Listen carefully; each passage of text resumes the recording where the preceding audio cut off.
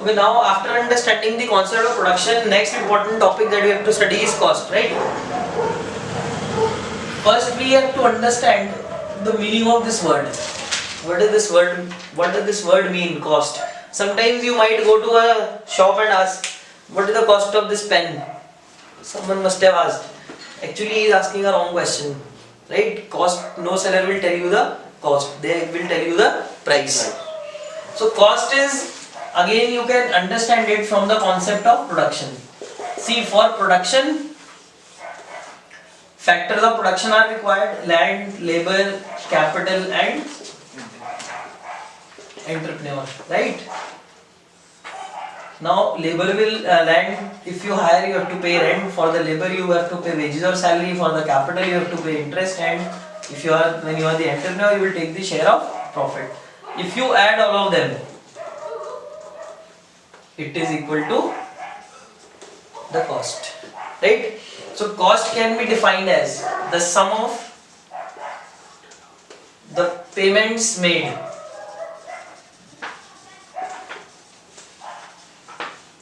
to the factors of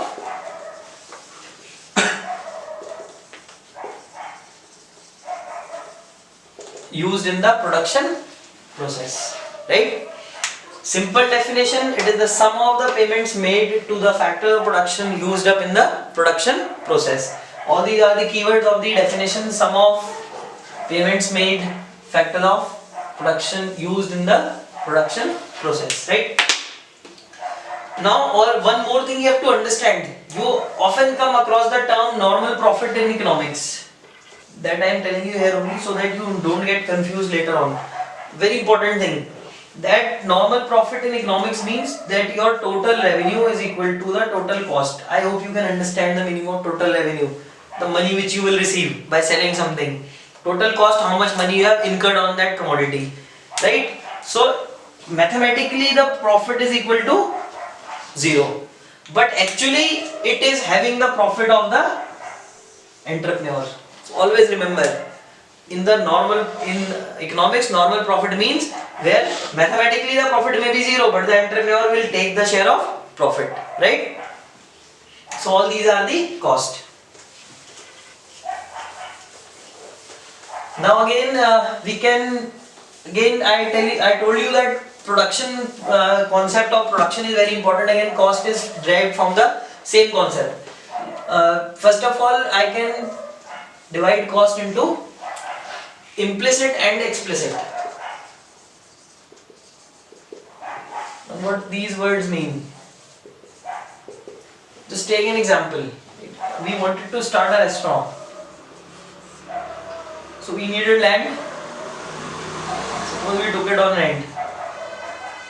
We needed labor. We took 2 chefs, 4 waiters, and plus you agree, or say I agree to work as the manager. We need capital, the money, chair, table, everything. 2 lakh I put from my own savings, and say 3 lakh I took a loan. And obviously the entrepreneur, that is me or you, will take the share of our profit, right?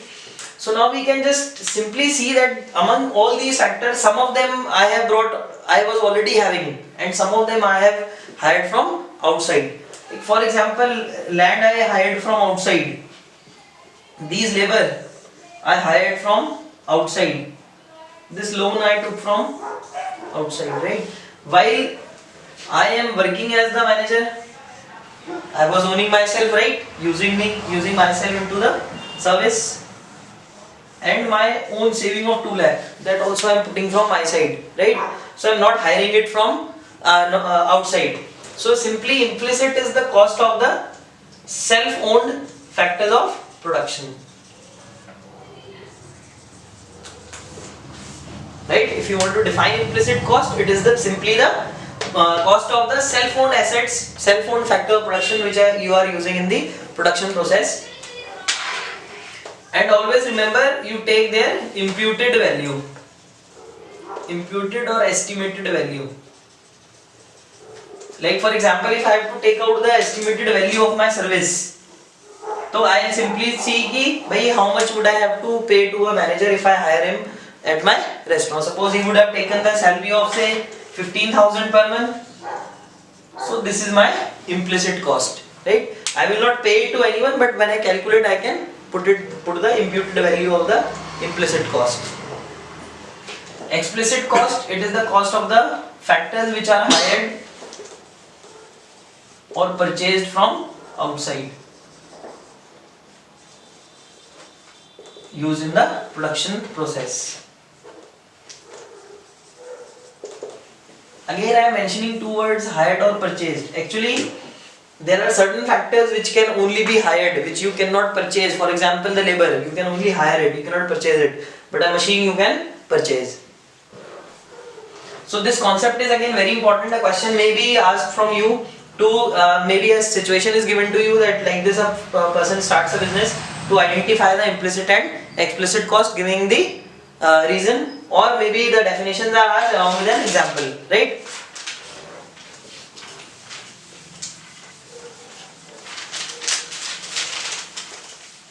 Then one more concept of cost is opportunity cost. We have already studied it in the first chapter. Opportunity cost, I told you opportunity cost is actually the opportunity lost. Anything that you have sacrificed, next best alternative. For example, if I had to work in my restaurant and say maybe I was doing a job before that and say 25,000 was the salary per month, so this is the opportunity cost. If I withdraw from the job and start my own business, this will be the opportunity cost, right? So when I talk about the total cost in economics,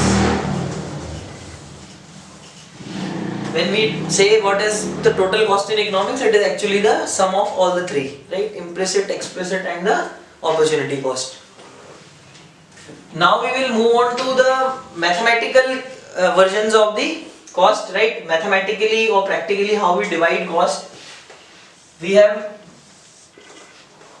two costs. One is known as the two type of costs, fixed cost and the variable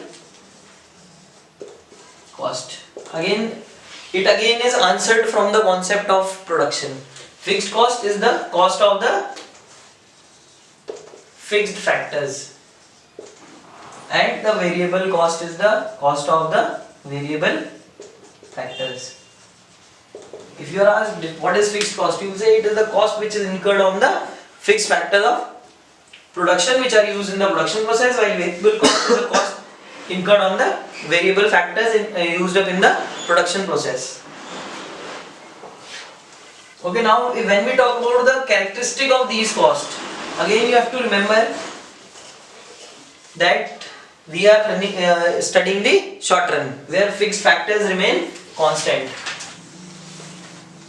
So again it remains constant in the short run.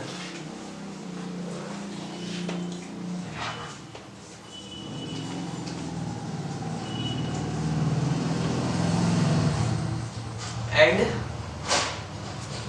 it is never zero. It is also known as unavoidable cost.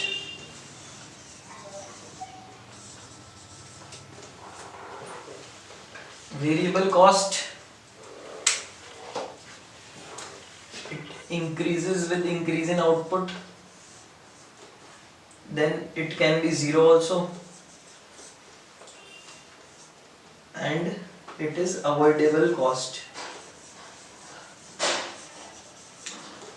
Now we will take an example and understand all these characteristics of the various the fixed cost and the variable cost. Suppose you talk about a factory which has been taken on rent.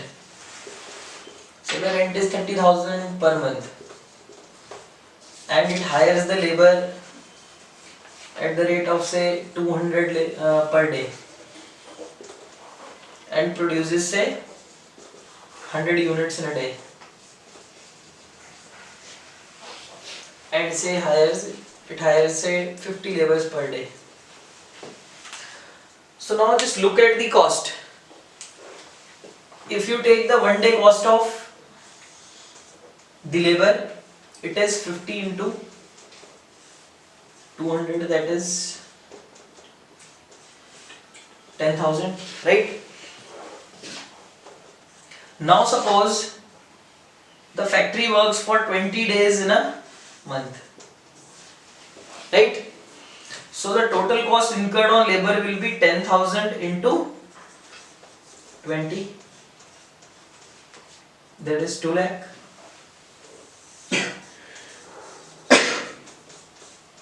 And rent will be 20,000, because factory has worked only for 20 days. But I am wrong here, right? What is the mistake? Rent will be 30,000. For example, if you are living on rent in a house and you go for a vacation for 15 days, in that month you do not pay the rent of 15 months, you have to pay the rent of whole 30 days, that is the whole month. So similarly, this is the fixed cost. It doesn't increase. Maybe the factory works for 20 days, maybe for 10 days, or maybe not even a single day. Okay, suppose it is a sugar mill which you have taken on rent, doesn't work for 3-4 months in a year, then also you have to pay the rent, right? So this is the basic characteristic of the fixed cost and the variable cost. That fixed cost remains same while the variable cost will increase with the increase in output. Later we will discuss in detail how the variable cost behaves. Actually it is also derived from the law of variable proportion, but for now this is the basic concept. And the fixed cost here is known as TFC, that is total fixed cost. And variable cost is known as the total variable cost or TVC, right? And when you call it TC is equal to TFC plus TVC, the total of the sum of the fixed cost and the variable cost.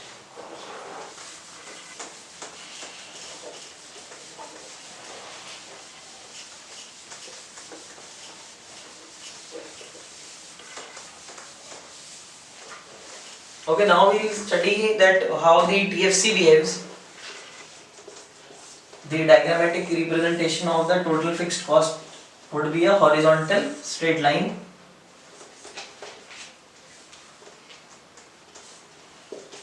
Here on the y-axis I have the total fixed cost, and x-axis is the units produced. If I produce 100 units, then also it is 100. If I produce 1000 units, then also. If I produce 10,000 units, then also, right? So total fixed cost remains constant, or it will be known as it is a horizontal straight line.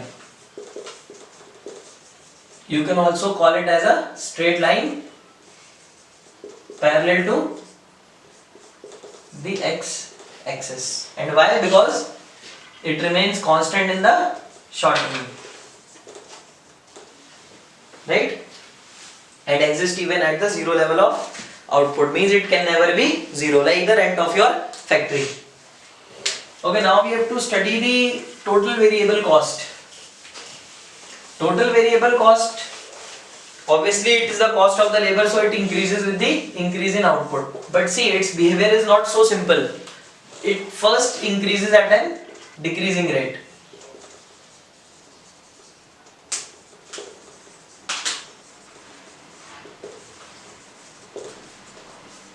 And then it increases at an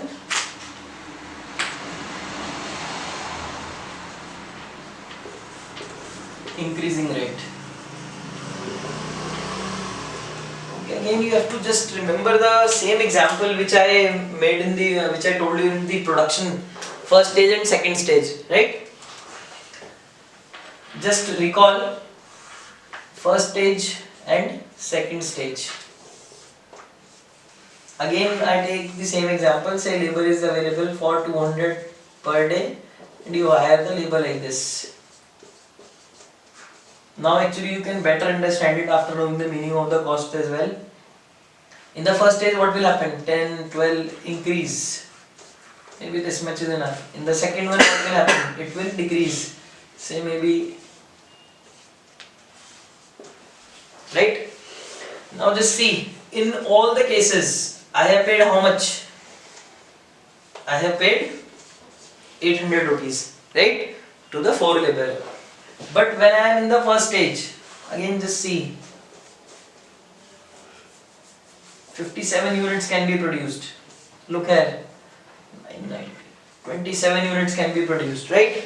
So it means with 800 rupees I have produced 57 units or 57 units of the output when I am in the first stage, while incurring the same amount of cost, right? And it is the variable cost only, right? Cost of the labor.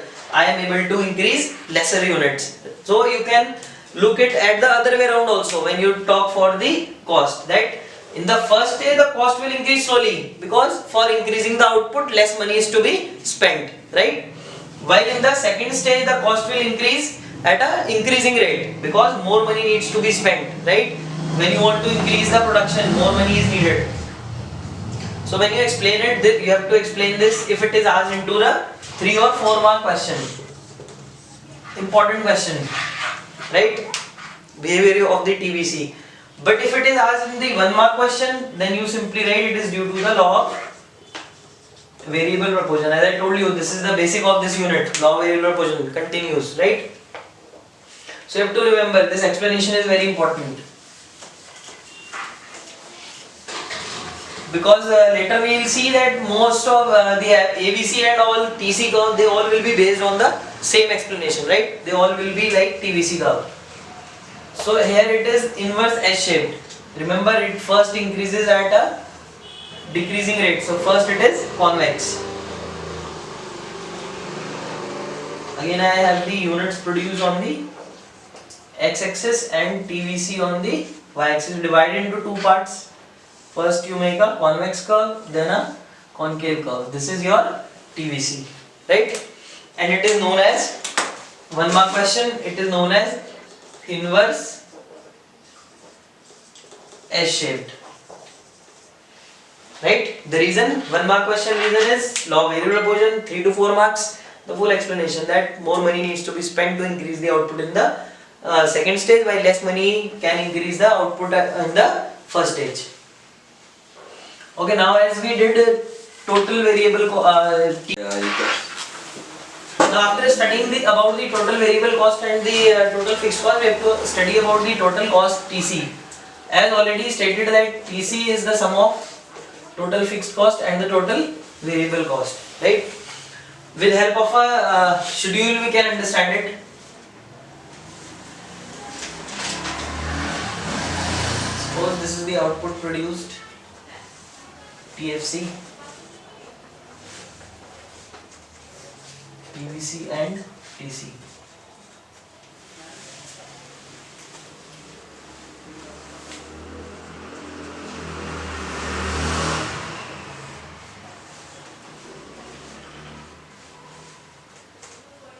Okay, as we have already studied that in the short run TFC remains constant and TVC first increases at an increasing rate and then at a decreasing rate.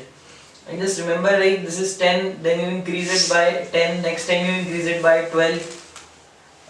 First it will be at diminishing rate. So suppose you increase it by 10, then you increase it by 8, then you increase it by 6, then by increasing rate, then you increase it by say 10, and then you increase it by say 15, and then by 20 say. Okay, you have to remember the schedule. Whenever you are framing a schedule, it should be according to the behavior of the particular curve. First increase at increasing rate, decreasing rate, then increase at an increasing rate.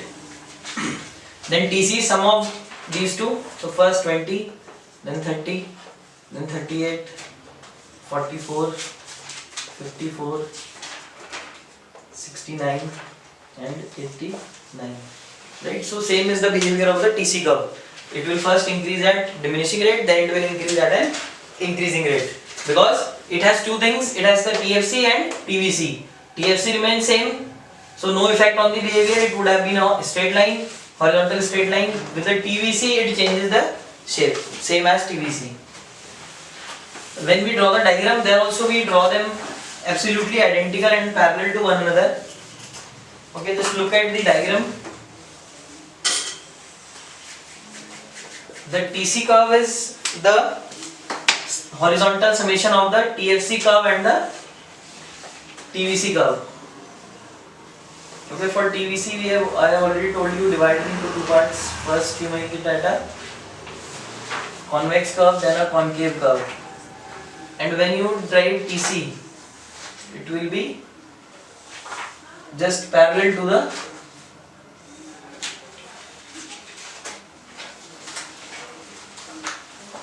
TVC curve, right? Then you just have to see that the shape of the two curves looks same. Okay, and they should seem to be parallel, equal, distance is equal. On the x-axis we have the output produced, on the y-axis you have TFC, TVC and TC, right? This is TFC constant, TVC and TC, and it is known as horizontal summation of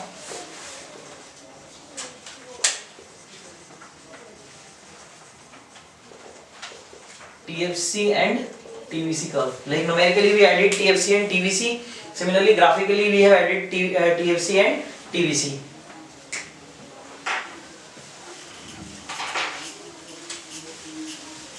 So this can be asked in a 3-mark question. Explain, show these three curves diagrammatically. And one thing you have to remember that I told you that the distance between them will remain the same, or you can say that the gap between TC and TVC, it remains constant. This is another important point which can be concept which can be asked in form of question and answer. The answer to this is because the difference between these two is TFC. Right? From the formula, from the relation we can come to know that if you have to find the difference between TC and TVC, it means difference means TC, TVC, and that is equal to TFC. So because TFC remains constant in the short run, thus the distance between the TVC curve and the TC curve also remains constant. Okay, now after studying the concept of total cost, we have to study about the concept of average cost.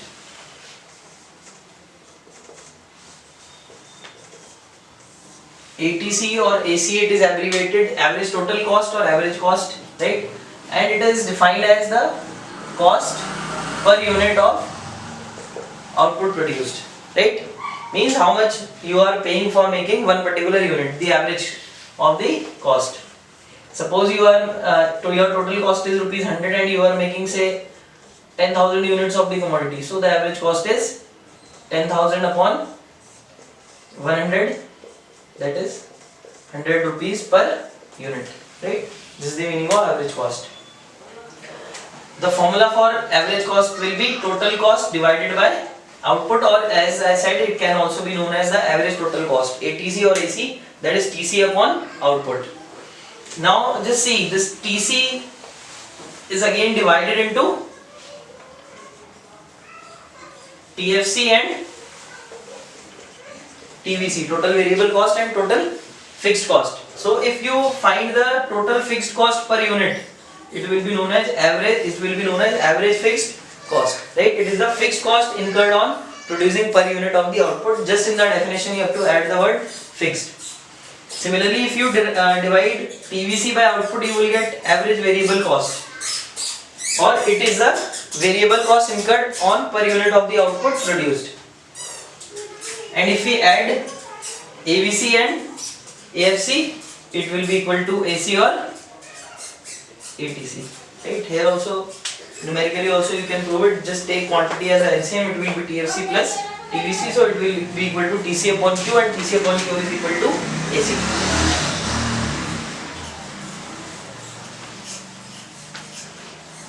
Okay, now after understanding the meaning of average cost, average fixed cost and average variable cost, we have to understand these costs diagrammatically. So first we will start from AFC. Remember, the chapter of cost is full of diagrams, and these diagrams are easy to understand. If you just use little bit of your logics, you can understand and remember the diagram, right? So first is AFC, that is average fixed cost, and as we know it is TFC upon Q. It means, and what about TFC? TFC remains constant, right? So it means, suppose the TFC is say 100, and when I produce 1 unit of output, my AFC is 100 upon 1, that is 100. Suppose I produce 2 units, then it is 100 upon 2, that is 50 units. Suppose I produce 3 units, it is 33.3, that is 100 by 3. Similarly 4 units, it will come as 25. So what is happening? The fixed cost, the total fixed cost is being divided among more number of units. Okay, for the first unit, the all of the TFC was lying only on 1 unit. Then it is divided into 2, 3 and so simply we can understand that as we increase the output, AFC will always diminish. It will constantly decline, right? But another important question, it can never be equal to 0. Right? You may not consider that if it keeps on decreasing, then at one point it will be 0. It's not like that. Always there will be some existence of the average fixed cost, because TFC can never be 0, right? It is the fixed cost. We have already said it is an unavoidable cost, right? You can remember the rent of the factory which you are paying. Whether you open it, operate it or not, you have to pay the rent.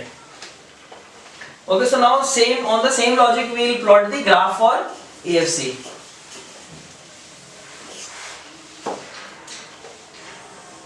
Now suppose we have the output same on the x-axis, on the y-axis you have the AFC.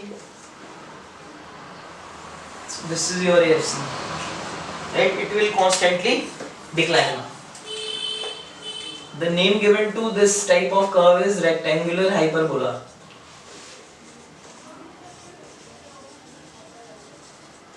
Okay, if you know it, what it means, then it's well and good. If you don't know, then no need to bother. It is just the name of the curve. Remember that AFC is rectangular hyperbola, and why it is rectangular hyperbola?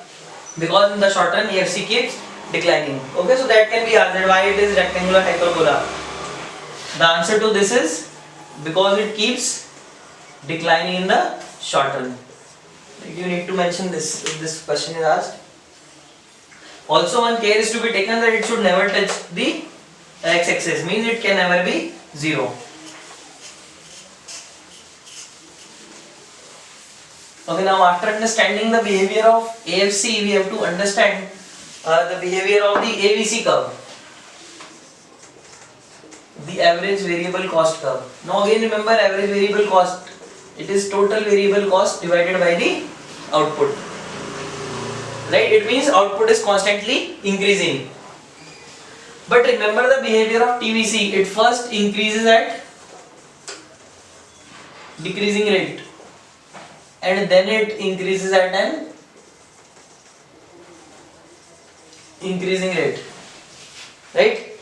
And AFC is being derived from AVC is being derived from TVC. It means its behavior will be affected by the TVC curve. Suppose this is your TVC, first increasing at an increasing rate, at a decreasing rate, and then at a increasing rate. Now what will happen is, till the time again we have the output here, I have the TVC and here I have the AVC, right? Till the point your TVC is increasing at a decreasing rate, you will get a reduction in your average cost, or your average cost will decline. But once your TVC starts increasing at an increasing rate, your average cost will increase. You can refer to the numerical that we have done in the proportion law of variable proportions, right? That less amount of money is required to produce the units in the first stage. See, this is a very important concept that you have to understand, because most of the curves are U-shaped here. It will also take a U-shaped curve. Behind all these, the reason is the law of diminishing returns, or the law of variable proportions. And this is the fact that when the production is increasing at an increasing rate, cost will increase at a decreasing rate, and when production is increasing at a decreasing rate, cost will increase at a increasing rate. This view you have to remember. So similarly from here, AVC is U-shaped. It is a U-shaped curve because it is being derived from the total variable cost curve, and till the point total variable cost is increasing at a decreasing rate, AVC will go on diminishing, and as soon as TVC starts increasing at an increasing rate, AVC starts rising, right? If one mark question you write, it is asked that why it is U-shaped, you will write simply it is due to the law of. As in a 1 mark question, This is sufficient law of the variable proportion. Now it may also be asked that why is the ABC curve U-shaped in 3 or 4 mark question. In that case, this concept needs to be explained, right? You can draw this diagram and show that it is being derived from the TVC. Mention that when it is increasing at decreasing rate, ABC will decline, and when it is increasing at an increasing rate, ABC will start rising. Okay, now after understanding these two, again we have to understand the AC curve, average cost curve. Again, see, AC is the summation of AFC and ABC, right? Now what happens to AFC? It continuously falls, diminishes, but it is never zero. What happens to ABC? It first falls and then it rises, or U-shaped, right? So now the behavior of AC is affected by both these curves. In the initial stage, the decline in the average fixed cost is very high. Like you can see when I was numerically doing it, 100 upon 100, then 50, then coming to 33, then 25. But as I will go on, move on further, that decrease becomes smaller. But here ABC continuously rises after certain point. So here the shape of the AC curve is also U-shaped based on the ABC curve. This is the point till where it is declining. After this point it is rising. This is the minimum point of AC. So it means still here the rise in the ABC is being compensated by the fall in the AFC. But after this the rise in the ABC is more than the fall in the AFC, and then it eventually starts rising. Okay, this we will do in detail also in the third when we do the relations. Then we have to study that why this happens, that AC falls for a longer time than ABC. Okay, now we have to study about the marginal cost. That is the first so we will study about marginal cost.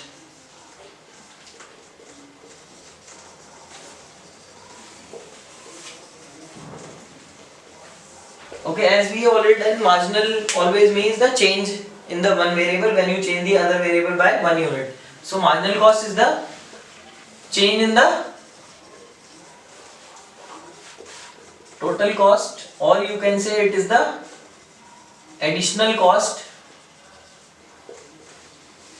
incurred on producing one additional unit of the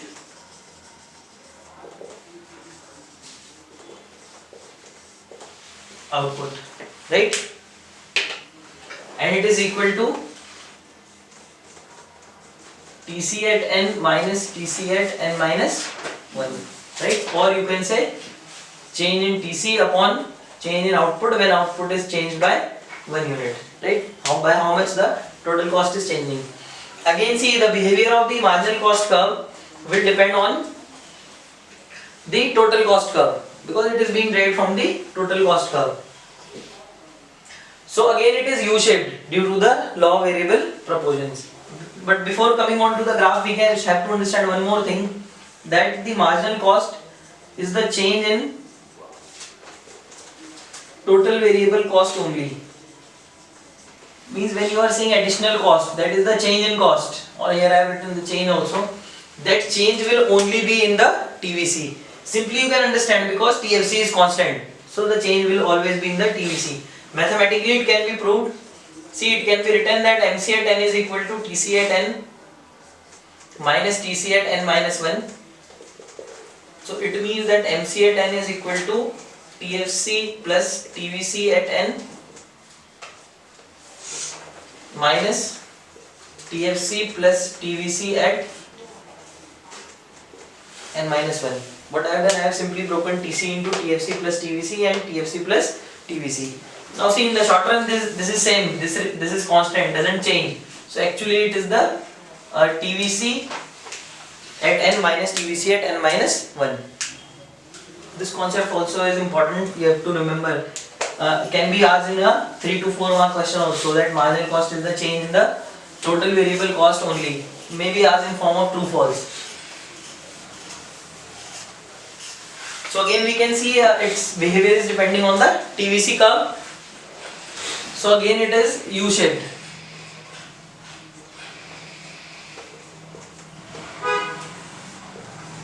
This is the marginal cost curve. If it is asked why it is U-shaped, first we have to remember the name. Marginal cost curve is U-shaped. Why? 1 mark question. Answer will be law of variable proportions. And a 3 to 4 mark question, the same answer which you are writing for the AC, that it is because of the, it is derived from the total cost. Here you can write instead of, so that you don't get confused, instead of the ABC you can write TC. It is derived from derived from the total cost, and it behaves in the same way till the total cost is increasing at increasing rate, decreasing rate will fall, and later it starts rising.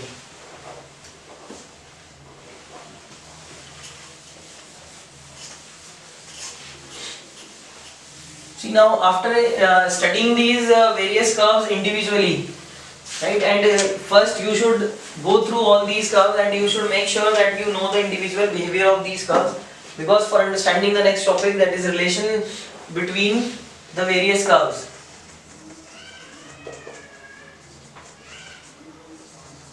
Between the cost curves, we can call them as between the cost curves. So we have to study few relations. Like first we can study the relation between TC, TFC and TVC. Then the relation between AC and MC. Then ABC and MC, and then ABC, AFC and AC. These are the 4 important relations that we have to study under the this particular chapter, relation between the cost curve. And most of the questions that you come across in the chapter of cost, they are framed from these diagrams or these relations. First we will study the relation between TC, TFC and TVC. Okay, as we have already drawn these curves on a single diagram. This is the TFC. For TVC, I told you can divide it into 2 parts. Makes the diagram, makes it easy for you to make the diagram.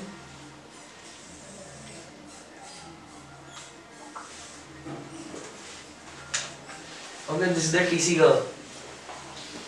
When you are writing the relation, you have to draw the diagram and you have to mention the points of a given relation, right? So whenever you are ask a question, explain the relation between TC, TFC, TVC or any other curve, diagram is important. After the diagram, the explanations are important, and obviously what you are showing on the axis, like here I have the output, I have the TFC, TVC and TC on the y-axis. The first point could be that TFC curve is a horizontal straight line because it remains constant in the short run.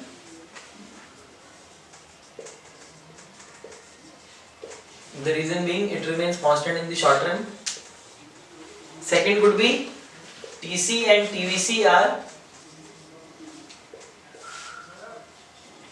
inverse S-shaped due to the law of variable proportions. Third point would be, now again first we have to understand the distance between these two remains constant, right? Earlier also I told you, because the difference between these two is nothing, it is the TFC which remains constant. So this point can be mentioned, or it has to be mentioned rather, that the difference between or the gap between TC and TVC remains constant because it is nothing, it is the TFC which remains constant in the short run. Okay, so all these points need to be mentioned because it is an important concept and this question may be asked from you. So you have a careful look and understand it.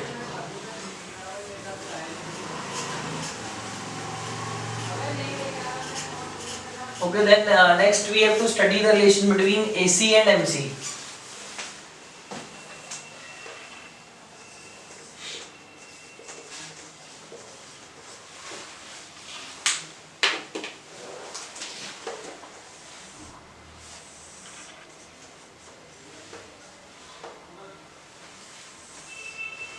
First you draw your MC curve, that would be U-shaped.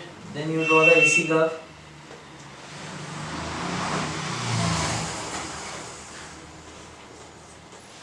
Okay, the important point to remember, minimum point of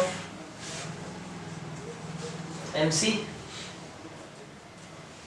and this should be the minimum point of your AC. Means the minimum point of AC should always be at the point where it is intersecting with the marginal cost curve.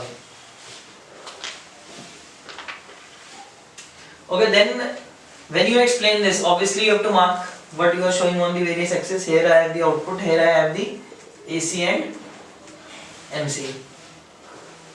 When you are explaining the various points, first thing is that both are U-shaped, and the reason is law of variable proportion. Both AC and MC are U-shaped due to the law of variable proportions. This is the first point. Then second point, now again you have to observe that the minimum point of MC is before the minimum point of AC, right?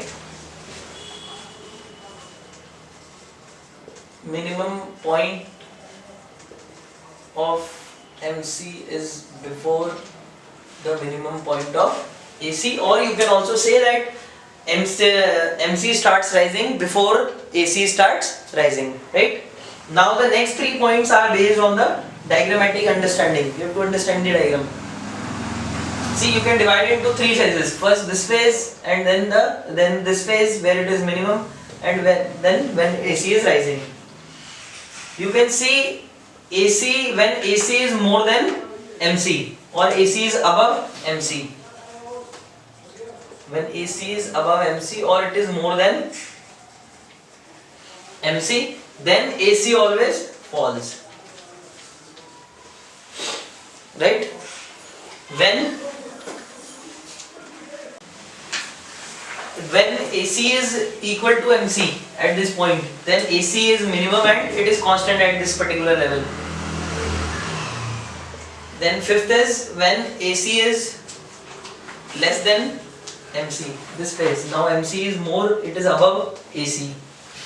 Or you can say when AC is below MC, then you can see AC starts rising from this point, right? So if your diagram is correct, then your explanation is also correct. While making the diagram, you have to make sure first minimum point of MC should occur, and when you are making the AC curve, it should touch the MC curve at the minimum point. It means AC is minimum point. Then one more thing we can observe, that between these two levels, that is between XA and XB, MC is rising but AC is still falling. It means that it is possible that MC may be rising but AC is still falling. Now these are the various important points. All these points, they can be framed in the form of true and false. Like a question in true and false, it may be asked that can AC rise when it is below MC, or can AC fall when it is above MC, or AC is maximum when it cuts the MC. These type of question can be framed true and false. So if you are getting confused, you please draw the diagram and then you can answer your question, right? Because these are very important things. If you do not use these things in your question paper, then there is no point of understanding all this, right? And economics is a subject where you have to understand and use it after understanding, right? So this is the important relation between AC and MC curve. Then third relation is the relation between ABC and MC. It is identical to the relation between AC and MC. Means the same diagram, the same points. Okay, all our points are same. Just AC will be replaced by ABC.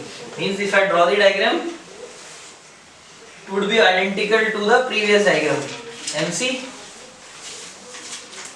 and ABC. Minimum point of ABC and minimum point of MC. Okay, you can see identical diagram, same points. And similar form of true and false can be asked from here also, right? Then the last one that we have to study is the relation between the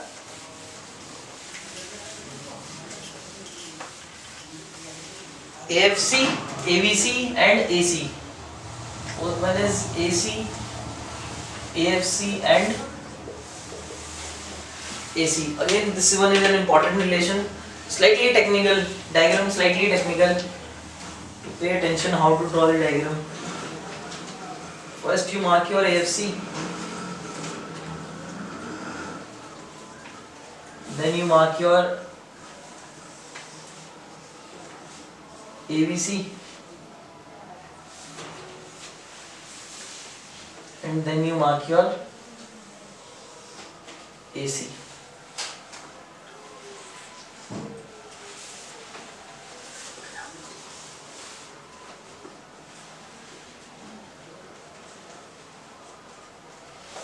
Few important things that you have to remember while drawing this diagram. That first of all, AFC is a rectangular hyperbola continuously diminishes. Both AVC and AC are U-shaped, right? But AC will always be more than AVC. So AC should be always drawn above the AVC. Why it will be more? Because it will contain both. It will contain AFC also and AVC also. Then the minimum point of AVC will always be before the minimum point of AC, right? This we have to study in detail why this is happening. But these are the certain points which need to be taken care of when you are drawing the diagram. And also the gap between AC and AVC should go on diminishing as more and more output is produced. So now in detail we will study it.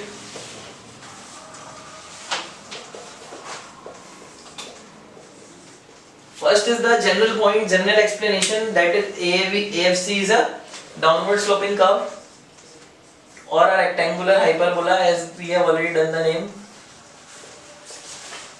while AC and AVC are both are U-shaped due to the law of variable proportions. This should be the first point of your explanation.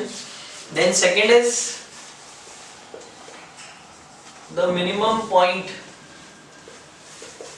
of AVC lies before the minimum of AC, like it was for AC and MC, right? It again simply means that AVC will start rising first and later on AC will rise. Or you can say that AC will keep on falling even when AVC is rising for a certain level. That is again between XA and XB. Why this happens? This we have to understand in detail. See, AC contains both AFC and AVC, while AVC is having only the variable cost. You can understand in this way that AC contains the fixed factor as well as the variable factor, while AVC contains only the variable factor. Here you have a component which continuously falls, right, which is continuously decreasing, and here you have a component which starts rising after a certain point. It is rising. So what happens when you talk about AC? As soon as AVC starts rising, AC should also start rising, but there is one thing which is helping it to fall, that is the falling AFC. Or you can say when the rise in the AVC or the variable cost can be compensated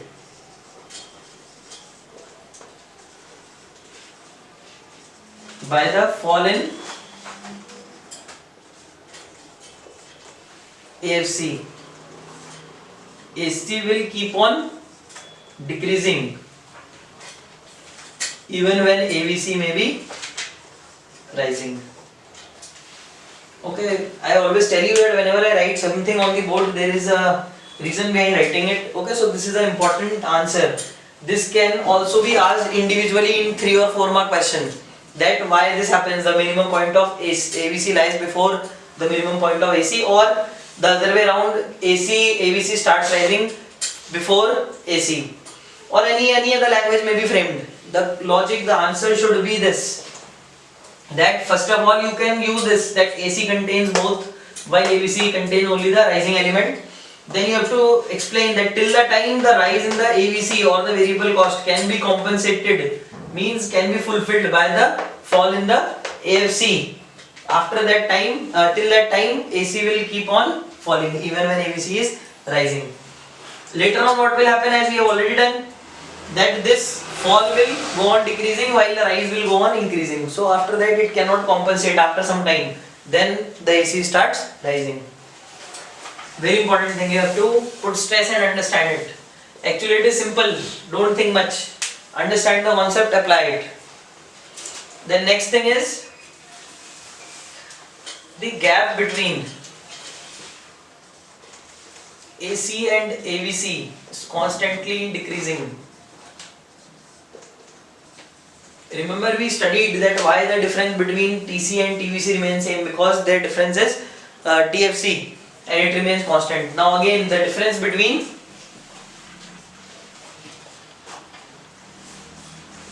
AC and ABC is what? It is nothing, it is AFC, or you can say that AFC is AC minus ABC. Mathematically also formula. Okay, the difference between AC and ABC is nothing, it is AFC. And what happens to AFC? It continuously diminishes, right? So the gap also continuously decreases. So again it can also be asked in a form of a question, and along with this one more thing can be asked, that can these two curves ever intersect? Okay, means along with the reason this should maybe ask that can these curves ever meet, or you can simply say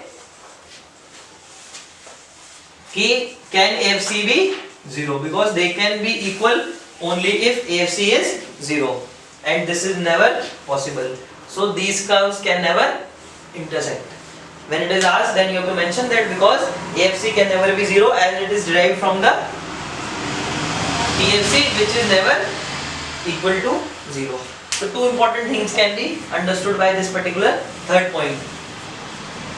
And the second and the third point may be asked individually as a question, right? So you have to remember it. The other points of explanation are general, which may be given in your book. So these are the main points which you have to understand in this particular curves. Two important things. One is the gap reduces. The second thing, why the minimum is lying before minimum of ABC lies before the minimum of AC. Now after understanding the various concepts of cost, we have to go through the important formulas of cost. Right, the cost is a very important topic numerical wise, so you have to solve a lot of numericals from this topic. Simple formulas are applied here. First formula is TC is equal to TFC plus TVC, or from the same formula you can derive TFC is equal to TC minus TVC, while TVC is equal to TC minus TFC. Second, average cost or average total cost is equal to total cost upon output. Then from the same formula you can get total cost is equal to average cost into output. Then average fixed cost is equal to total fixed cost upon output. From the same formula you can get average fixed total fixed cost is equal to average fixed cost into output. Average variable cost is equal to total variable cost upon output, and total variable cost is equal to average variable cost into output. Marginal cost at n is equal to total cost at n minus total cost at n minus 1. From the same formula you can get total cost at n is equal to marginal cost at n plus total cost at n minus 1, and from the same formula you can get total cost at n minus 1 is equal to total cost at n minus marginal cost at n. See, this formula you have to understand and you have to use it very judiciously, very carefully and smartly. It will be little tricky whenever it will be in the form of question. If you remember the use of this formula, then every numerical will become easier for you. Right? Obviously all are important, but this one is little tricky. You have to think and then apply it. Then one more thing, that you start from the zero level of output. Why? Because TFC is present even when output is 0. Also you have to remember that at first level TFC is equal to TC minus MC. Only at the first level TC minus MC is equal to TFC, and at the 0 level also remember TC will be equal to TFC and it will not be equal to 0. It can never be 0. Right? These are the important formulas that you will need to use while solving the numerical of cost, and it is advised that you solve all the numericals which you can find in your book, so that you have a good practice of it, because they may be asked in the board examination. And these are last 2 points, they are actually for your benefit, that you have to remember it. You always start from the 0 level of output because the TFC is present. If there is no TFC in that question, then you can start from first level. At the last point, at the first level, total cost minus marginal cost will tell you the total fixed cost. Always remember their behavior. Total fixed cost will remain constant. At others, you have to apply the formula. Roll the